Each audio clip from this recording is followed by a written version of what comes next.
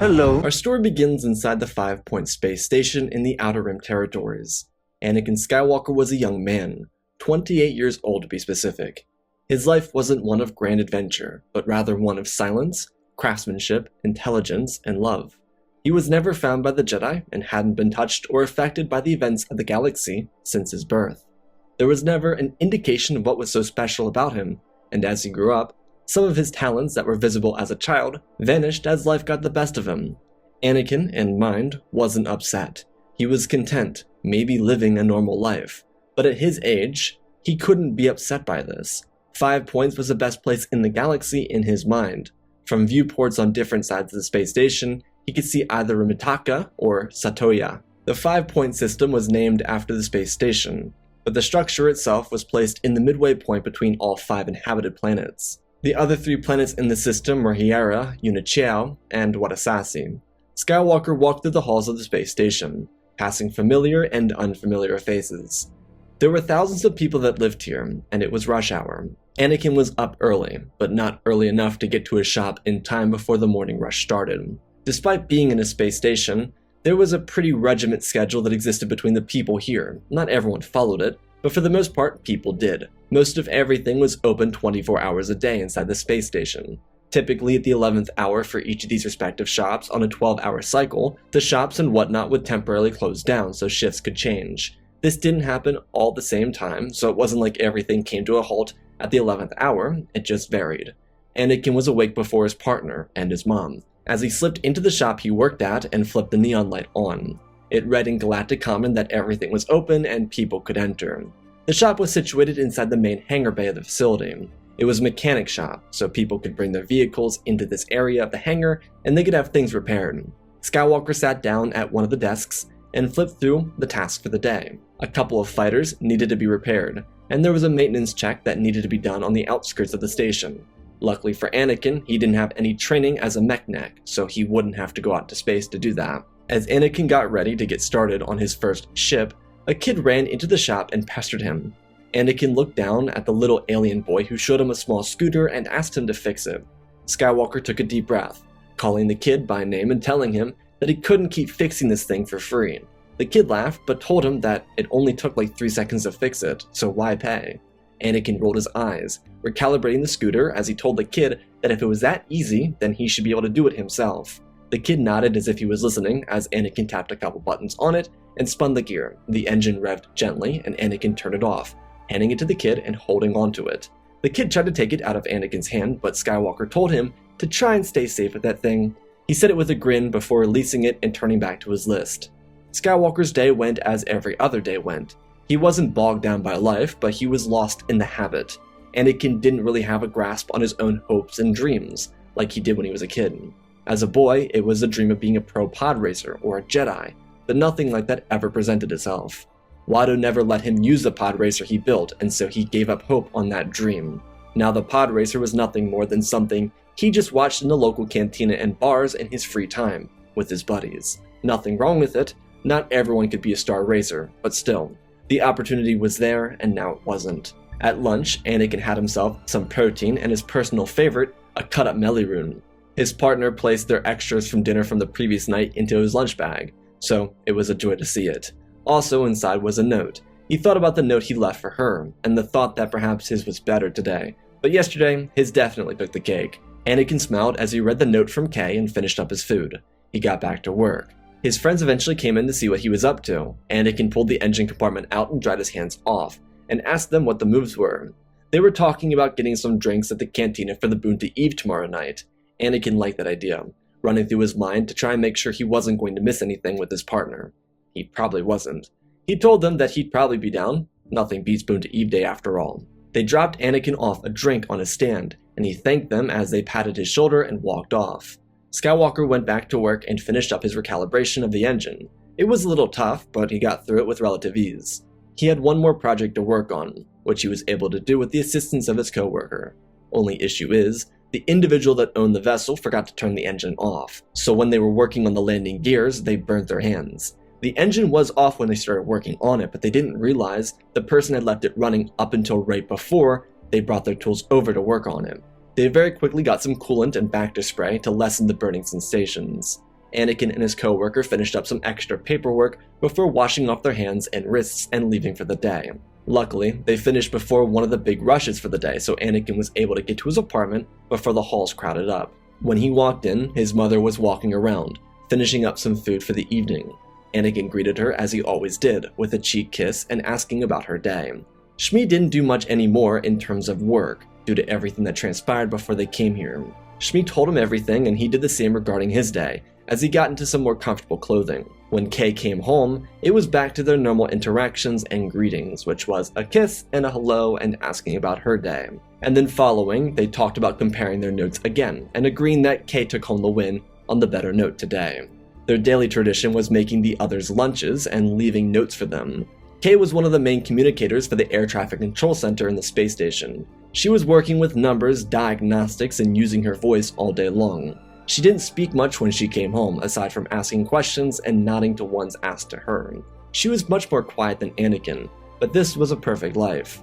They sat down for dinner and watched some of the local news. The 5 Point space station was removed from Imperial territory, but they spoke about the rise of the Empire and their expansion into Outer Rim territory. They spoke about their concerns on this too. Despite Anakin and Shmi being from Tatooine, they feared the idea of the Empire getting out this far. Kay, as a local to the 5 Point system, felt very similar about it, but there was of course another reason for their fears. Kay Breer was born a year after Anakin, making her 27 years old, and she was a local to Hyera, but she moved to the station when she was 4. Despite showing signs of having the capability to be a Jedi, when the Order found her, they rejected her. She didn't have enough midichlorians to make it as a Jedi, which was very disappointing for her family.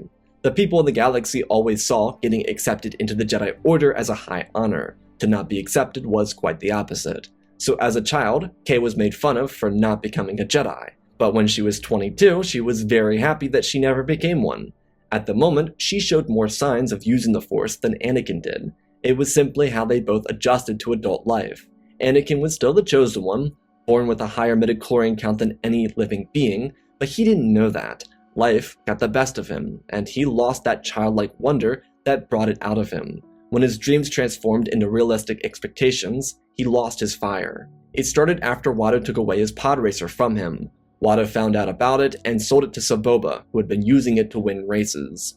This time it was covered in an orange tint instead of blue and yellow colors that Anakin picked out. Despite Anakin loving to watch pod races, he hated seeing that Dilipidus Malastarian winning inside his personal built pod racer.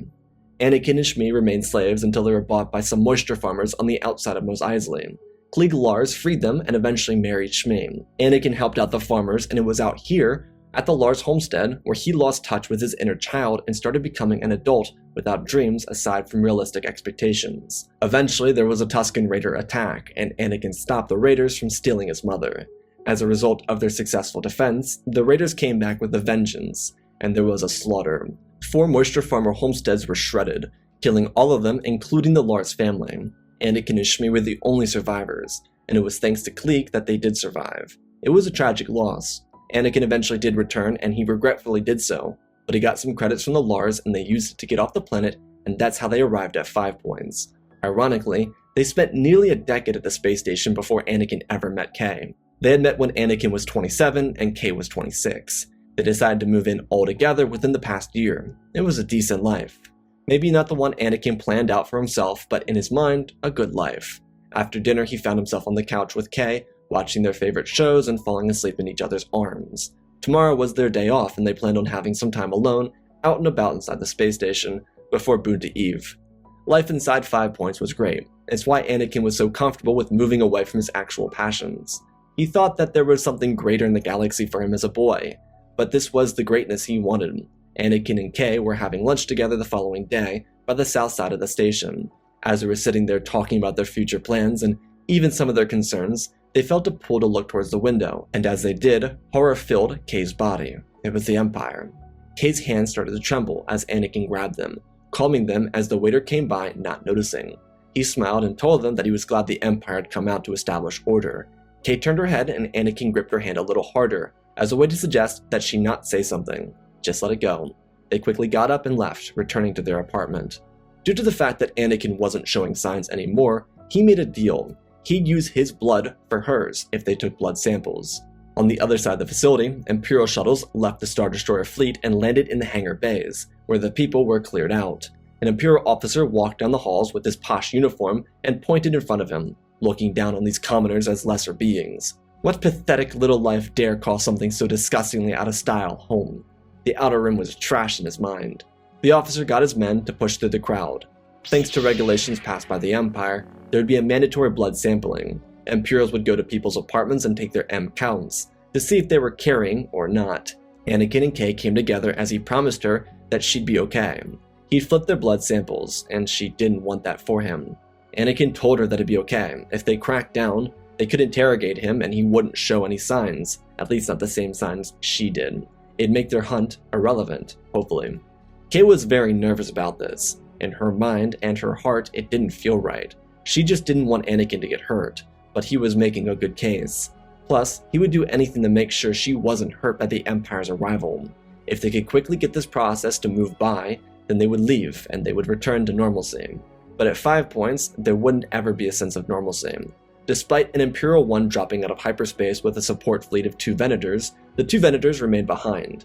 In the Outer Rim, the Venator was still commonly used, especially 5 years after the fall of the Republic. While they were considered out of style, the Empire had use for them until they could be all replaced. The main ISD would stay until the officer was finished with his M-count check. Afterwards, he'd meet up with another support fleet and continue to do the same exercises. The Empire was simply here to get rid of any memory of the Jedi Order of old or destroy Force sensitives. Palpatine had his reasons for this, but the Empire obeyed their Emperor, as he got to work on destroying the past. Imperial troopers and doctors went from apartment to apartment, doing the same thing, giving the people the chance to do some blood themselves or have it done to them. Instead of Anakin and Kay's apartment, they pulled some blood from Anakin themselves and just poured it into an unused vial.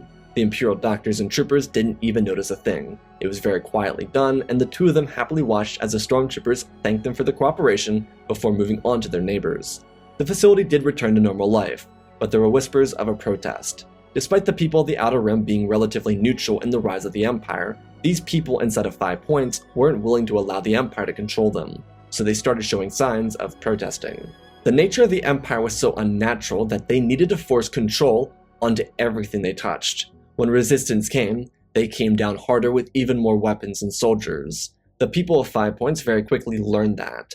There were of course supporters for the Imperial control, like the waiter from before, but the general consensus was not in favor. 5 points was untouched by the Republic and the Empire throughout the war.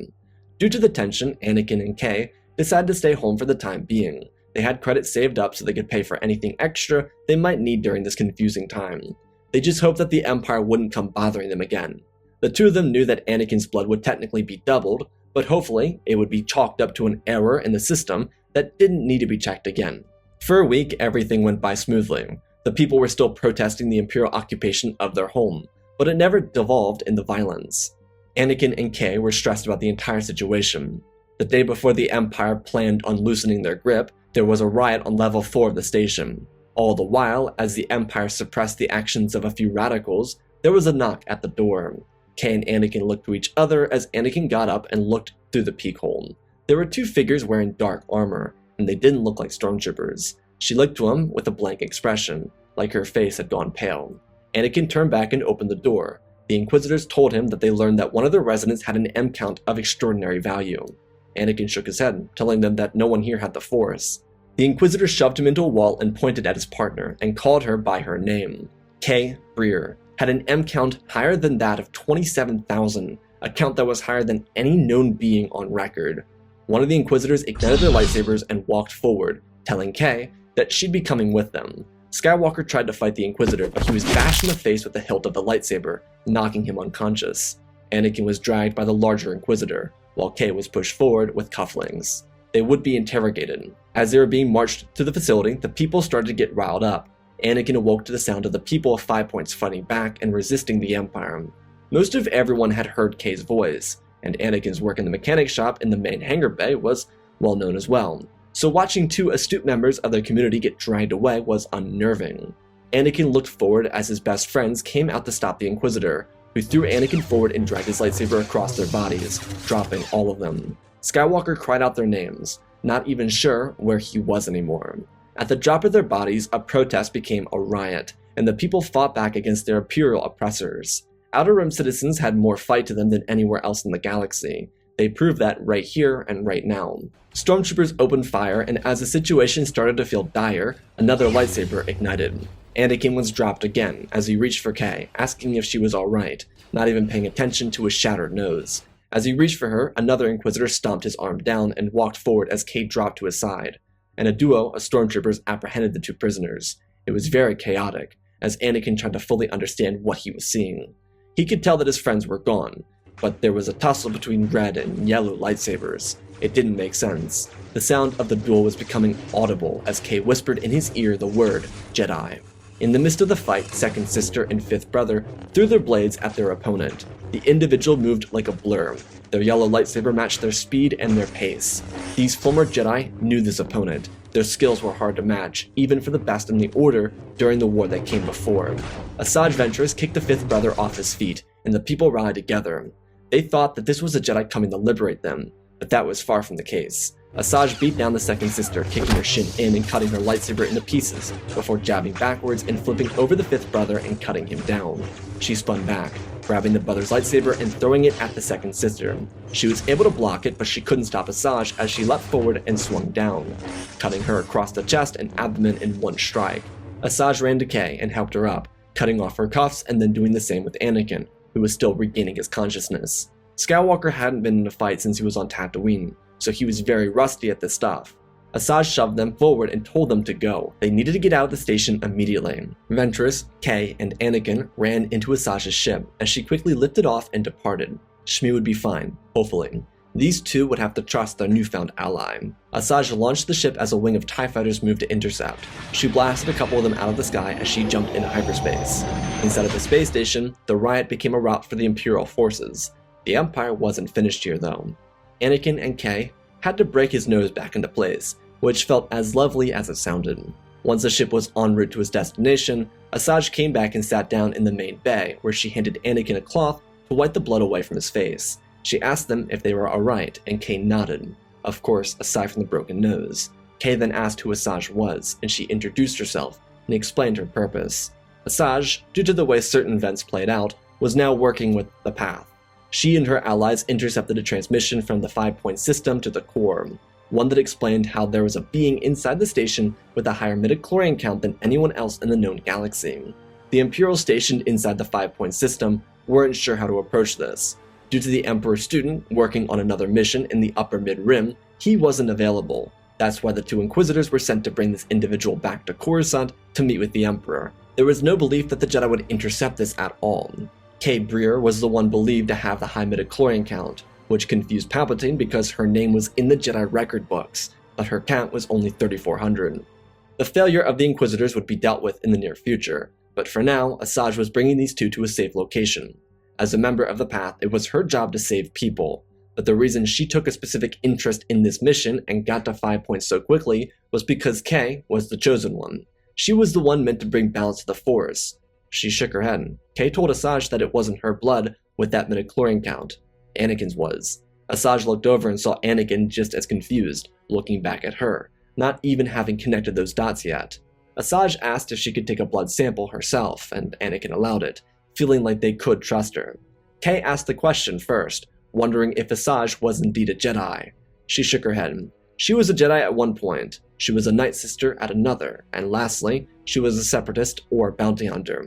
She didn't really follow any of those paths anymore. She just wanted to help people because there were people who needed it. But she turned back to Anakin after getting the readout of his M count. She told him that he needed to be trained. While it might not seem like it, at least according to Jedi tradition and mythos, there was a being that was meant to bring balance to the Force. She considered it just that, a myth. But maybe it was true. No one really knew.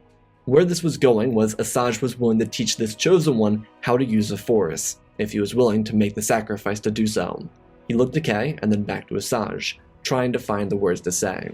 Inside of 5 points, Kay's family was able to get to Shmi and remove her from the station, and bring her back to Hyera where their family had land. Shortly after they left, another Imperial fleet arrived at a hyperspace. Inside the fleet there were 3 Star Destroyers, and of course, the Dark Lord's evil apprentice, Lord Sheavelin. He and his stormtroopers would make subjugation look like child's play. Outside of Dathomir, Asajj's vessel arrived out of hyperspace and drifted down through the atmosphere of the planet. There was a lot of pain held here for the former Night Sister. Despite Anakin being away from the events of the galaxy, Palpatine's plans never changed. The only difference was who he selected to be his future pupil. At one point, the Night Sisters had a falling out with Dooku in an Asajj-related event. It was dealt with, and Mother Talzin, along with the rest of her clan, were killed.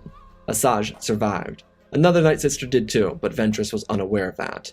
Instead of going to the former location of Mother Talzin's clan, they moved for the mountains. Unbeknownst to Asajj, Maul was residing in Mother Talzin's caves. He wasn't there full-time, but that was his base of operations away from Crimson Dawn. Asajj took Anakin and Kay to the Singing Mountain clan, who were very accepting of outsiders, much more so than the Night Sisters that once ruled this world. Asajj introduced the Martian of the clan to Anakin and Kay, as she explained the situation. Martian was okay with this, and she expressed a good place to begin Anakin's training. The Singing Mountain Witches were a lot more welcoming and hospitable than the former Night Sister clan. Anakin and Kay were given their own separate home, and the following day, Asajj would begin. With the path, the former Night Sister met many former Jedi, all of them moving to escape the Emperor and his loyalists.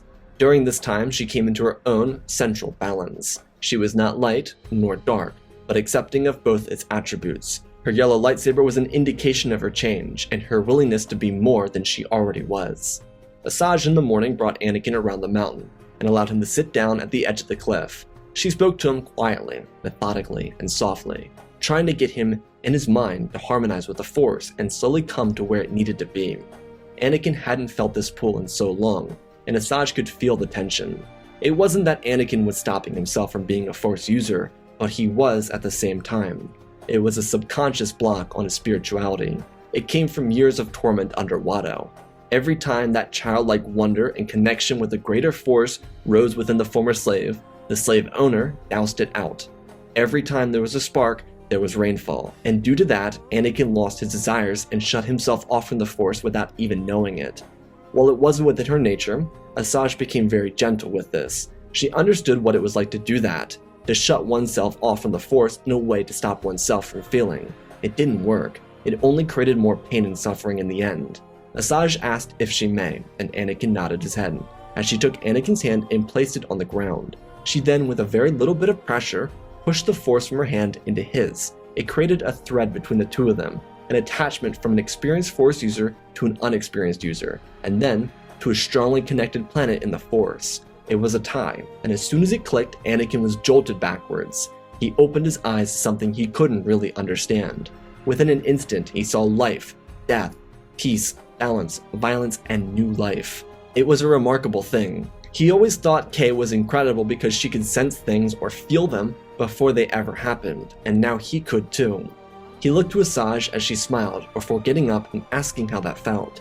Anakin admitted that it was a little jarring, but he felt pulled to go back to it. She nodded her head, telling him that his spirit craved an intimate connection to the Force.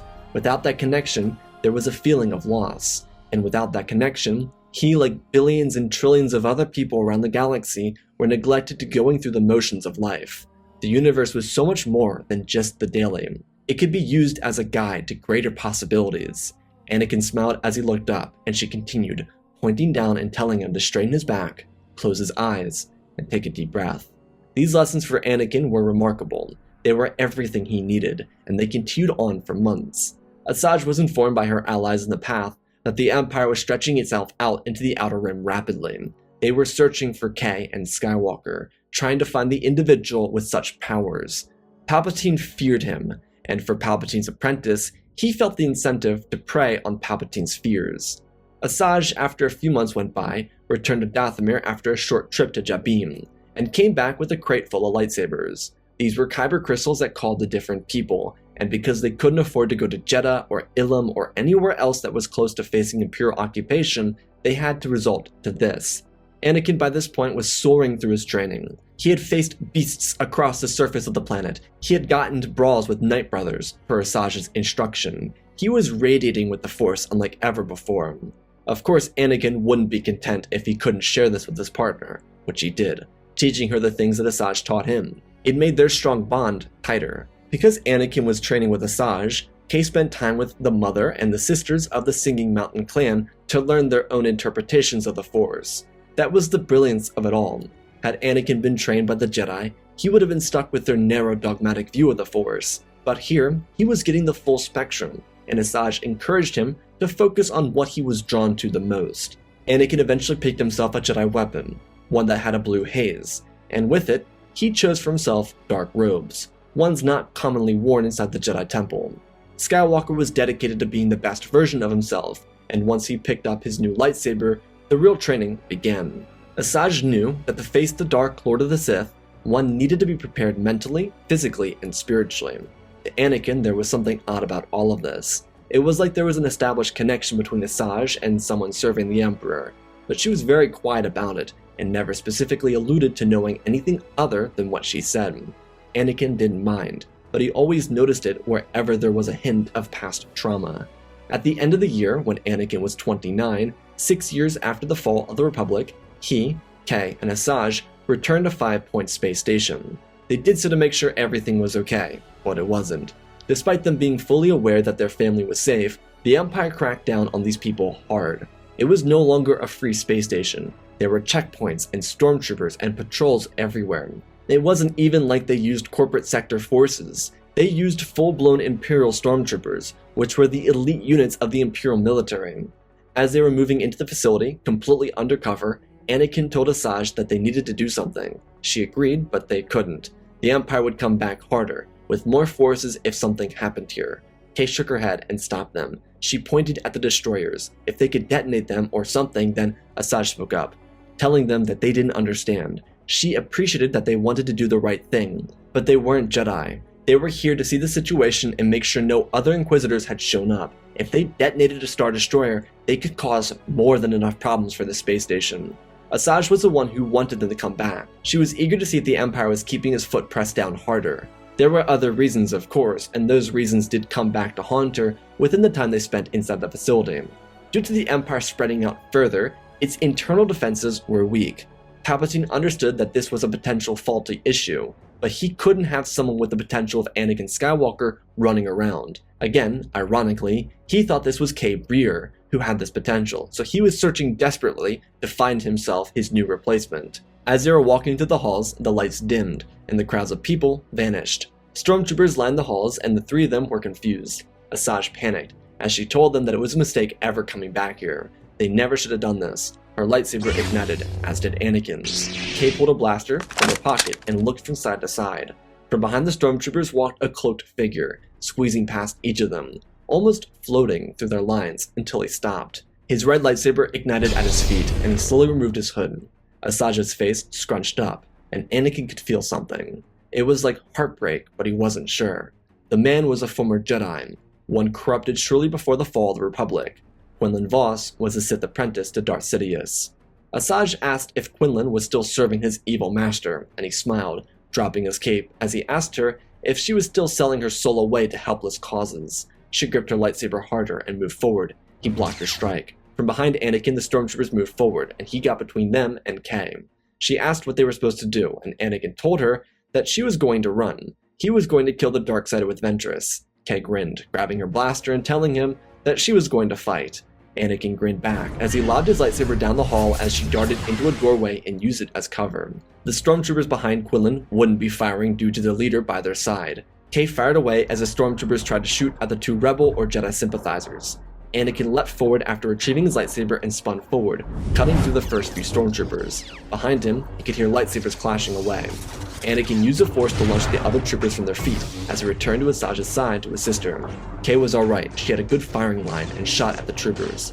Anakin and Asajj locked blades with Quinlan as he grinned, shoving Skywalker back and reverse gripping his blade and cutting at Ventress. The three duelists moved between the corridor and kept going for lethal strikes. Quinlan could see that Asajj was trying to train this boy, and it wouldn't work. He swung forward, nearly cutting Anakin down, but Asajj blocked it, allowing Anakin to swing for Quinlan's feet, but he pulled his leg up and ripped a Shoto from his main saber and swung down. Anakin pulled his leg up and blocked a strike as Quinlan used the dark side to lift both of his opponents off the ground and choke them. Kay turned back, dodging a shot from the stormtrooper as she fired a couple shots at Quinlan. He dropped the two opponents and blocked each strike as Asajj helped Anakin up and told him to run. They never should have come back. Quinlan walked forward slowly, telling the troopers to cut off their escape. Similar to their previous escape, they ran through the halls, which were now empty, more empty than ever before. The trio escaped into the ship they arrived in as they killed stormtroopers along the way. Just as they had before, they avoided ties and vanished into hyperspace. Quinlan smiled to himself. He would inform his master that the Chosen One had already been turned, and he needed his assistance in the Outer Rim. In hyperspace, they found that Kay had been shot. It wasn't a terrible shot, but she was bleeding really badly. Anakin applied pressure as Asajj got back to. Kay looked a little pale too, but she would be alright. When they got back to their temporary home, the mother of Singing Mountain Clan used her magic to heal Kay and inform her of some sad news. While they didn't know it yet, she was pregnant, and the wound forced her to lose a child. It was a very quick revelation of what could have been great news. It was sad to learn the reality of it, but Anakin had a bone to pick with Asajj. He wanted to know why they went back, and she revealed that she wanted to see if Quinlan was still a practitioner of the dark side. He was, and that hurt. So she then told him the story what happened at the end of the Clone Wars. Quinlan was turned against her, and she almost died. He was corrupted by the dark side, and instead of falling victim to Dooku, he killed the Separatist leader. It was mostly due to the fact that Sidious had been grooming Quinlan for the longer part of 4 years. So when the time came for him to snap, he did. Quinlan was under the assumption that Asajj would follow him, because she once served the Sith. But that was wrong. When she fought him on Christophsis, there was still sight of the man she cared about. Now there was nothing but darkness. She apologized profusely for bringing them back there, and expressing that she didn't mean for anyone to get hurt. Those were her demons, and she should have faced them alone.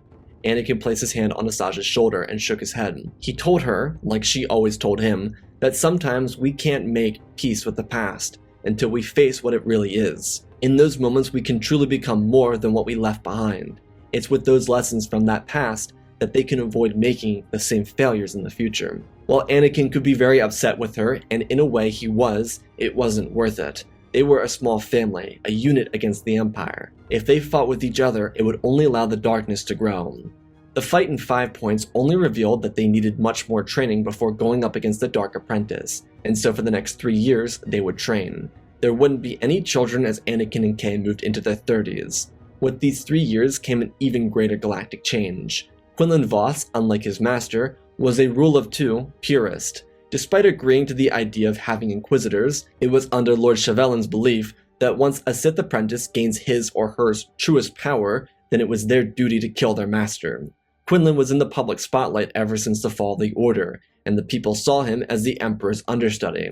When Quinlan brought Sidious to the Outer Rim, he did so to trap his Emperor. Palpatine was so blinded by worry of Kay that he didn't even see the betrayal coming. Quinlan preyed on Sidious's worry for a stronger opponent, and Sidious was killed in a battle. Despite Anakin still training during this time, Quinlan's betrayal was all in thanks to Skywalker. Anakin faced down an Imperial army alone and destroyed all of it. It scared Palpatine half to death, and it was on these fears that his apprentice preyed on him. In the meantime, Quinlan sent his Inquisitors to locate Anakin. With Quinlan's ascension to Emperor, there were issues. Due to him constantly being in the Outer Rim, there was fear that he would neglect the core. Palpatine was a political mastermind, and the shortcoming of Quinlan was the fact that he wasn't. Quinlan made a much better Sith, while Palpatine made a much better politician. The true irony of their dynamic is that with each other, they were terrible for the continuation of the Sith. Without each other, they were terrible for the continuation of the Empire. As a rule of 2 Sith, Quinlan was eager to try and seduce Skywalker to the dark side, being that he realized that Kay wasn't the one he was after anymore, especially after their fight in 5 points. At the end of these 3 years, after their encounter with Quinlan, Anakin and Kay would have themselves a daughter, one that would be named Astrid Breer Skywalker. She'd been born with the protection of the Singing Mountain clan, and she would be the pride and joy of her parents. But they wouldn't feel right if they continued to allow the Empire to reside in this galaxy. In the years since Palpatine's death, Quinlan had only returned to Coruscant once. While he trusted Masameda, there were issues. In the early days of the Empire, there were whispers that Palpatine feared he was losing star systems. Now there was even more concerns because the Imperial military was so widespread and stretched out to its thinnest that their system was very weak.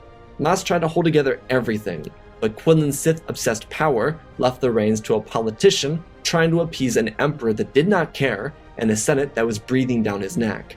Quinlan inversely was on Tatooine at this point with his troopers and his Inquisitors. They were destroying the Hutts, who were prepared for this. So what should have been a breeze became a grudge match, which included Jabba's palace being detonated with an orbital bombardment. Quinlan sent his Imperial troopers into the streets of the cities, and his walkers crushed everything in their way.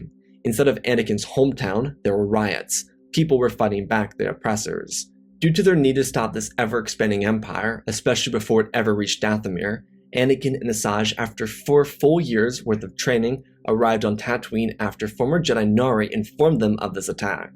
The Inquisitors were hunting down Skywalker, and they couldn't find him. The Empire was going from planet to planet doing the same operation, looking for him at this point. Quinlan got impatient, which is why they were doing this. The two allies moved into the city at night and avoided the resistance efforts. Under the moonlight, Quinlan stood on the outskirts of Mos Espa and watched the fires billow out of neighboring cities. The darkness felt so powerful and so good. He knew that he would find this chosen one and corrupt him or kill him. When the morning came, his opportunity for true power in the galaxy came. Reports of Jedi moving through Imperial ranks in the adjacent city got his attention. His Inquisitors were dead, but he didn't come to them. He waited.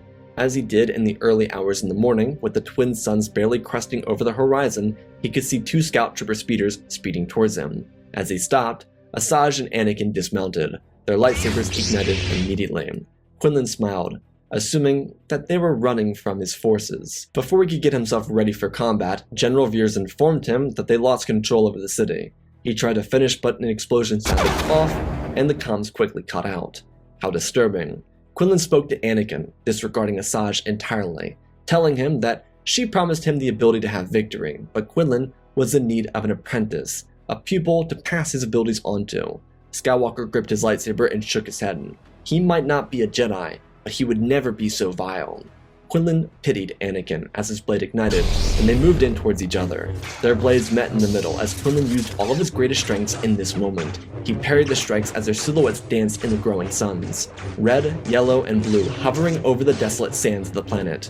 A system ravaged by the Hutts, destroyed by the Empire, and now at the mercy of 2 non-Jedi and the Sith Lord. Anakin kicked forward as Quinlan sidestepped and jabbed at Ventress, slipping under Anakin's strike and blocking a strike behind his head, before dragging his blade around and smacking Anakin back. He told them that no matter how long they trained, they would never be comparable to the power of the dark side. Anakin and Asajj didn't even react. Their lightsabers moved in as they tried to get any strike in that they could. Similar to before, Quinlan pulled his Shoto out and used it to leverage against his opponents. Anakin used the sand to his advantage, throwing it up as a smoke screen and driving his blade forward through it.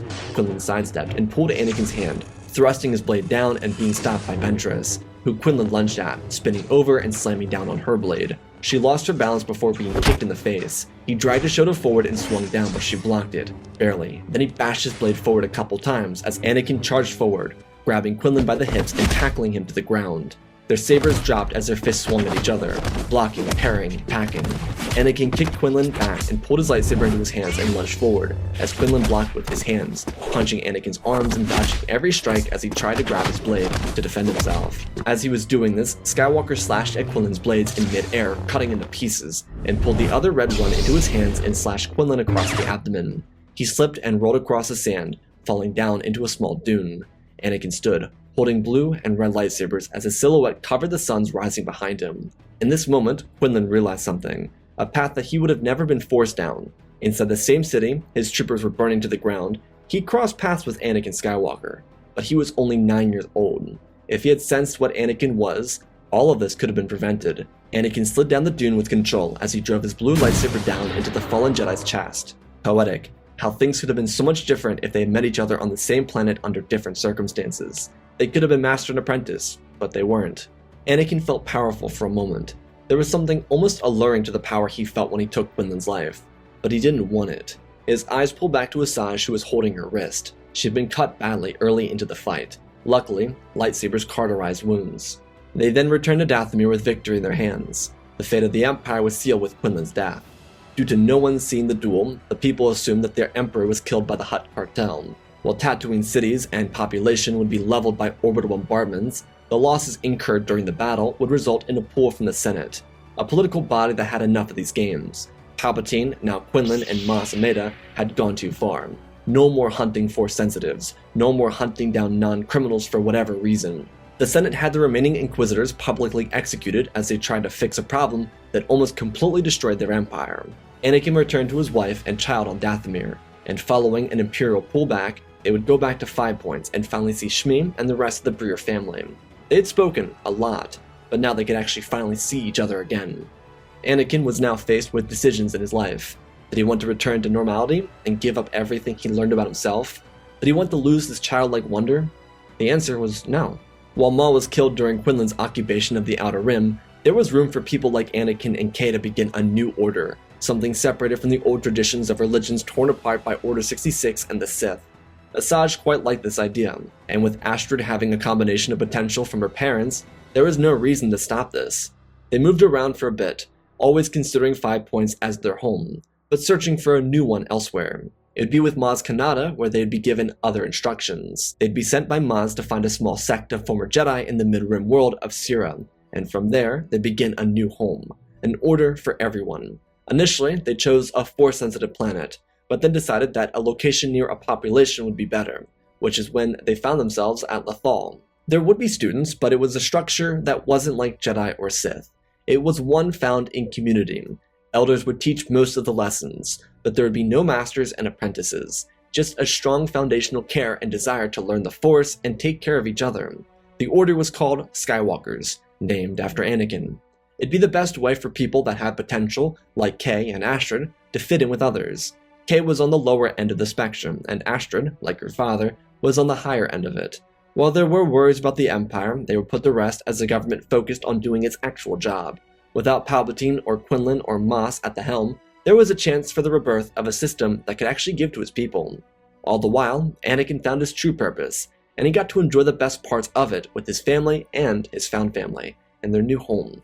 One that encouraged everyone to find their inner child and live out their dreams. And that, my friends, is our story. Again, special thanks to our patrons: Benjamin Wells, Ozpin, Angel Dust, Alexandra Reese, The Beginning and End, Django Fat Clone, Nick5098, INTJ Recluse, Ben Ingram, The Big Red Pure Mark, Diamond Constant, Darth Nemesis, Lord Tibbs, CC2024, Galavic Gaming, Tristan Mandalore, Sir William 1767, Darth Revan, Granity Bane, Laliant, Sky Guy, Penguin, Cullen Rooney, Shark Midori, RJ38, Nick, Michael Erlanger, The Last Jedi, Apollo, Weewa670, Annika Stank Runner, CT7567, Toaster Oven, Oz of Oz, Darth Knox, The Eternal Padawan, Joshua Tam, Johnny DeGuin, Sansa Skeleton, Jedi Sloth, Mr. Yeet Gamer, Lord Cali, Galaxy66, Mammoth Studios, Anakin003, Lord Draken, Photos Legacy Star Wars, Airbus, Rex the Wolf, The Man 3 First Names, Dark Saint 46, Baron Joshua, and Lord Deadwing. For supporting the channel, smash that like button, support my ways, check out the Patreon, cool things on there. Let's talk about this story. So I wanted to combine aspects that you see in both the Anakin Never Discovered video and the Bounty Hunter video.